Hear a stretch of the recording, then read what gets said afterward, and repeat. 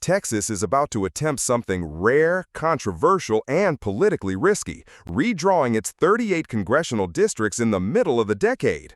The move could reshape the balance of power in Washington, but history warns it's a high-stakes gamble. On July 9, 2025, Governor Greg Abbott called lawmakers into a special session later this month to revisit the maps usually adjusted only once every 10 years after the census.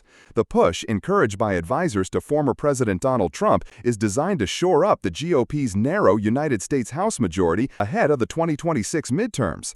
The plan would siphon reliable Republican voters from deeply red districts and spread them into competitive ones, especially in South Texas, where several Democrats squeaked by in 2024. Abbott says the overhaul is needed to address constitutional concerns the Justice Department raised about 4 Democratic-held districts.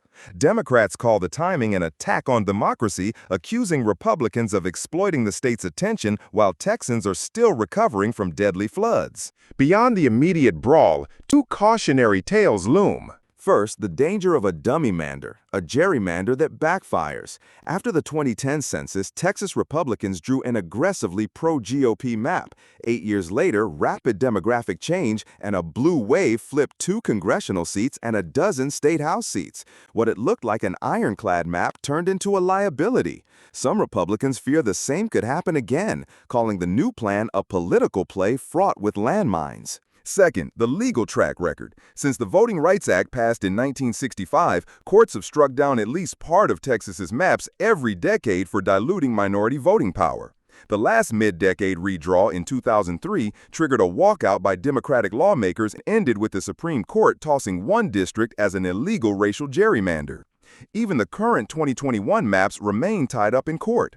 Only this March, the Justice Department withdrew from one of several lawsuits alleging discrimination against Latino and Black voters. So lawmakers face a stark choice. A mid-decade redraw could build a sturdy firewall for the GOP in Congress. It could also spark another round of costly litigation, or, if demographic trends accelerate, undo the party's gains by spreading its voters too thin.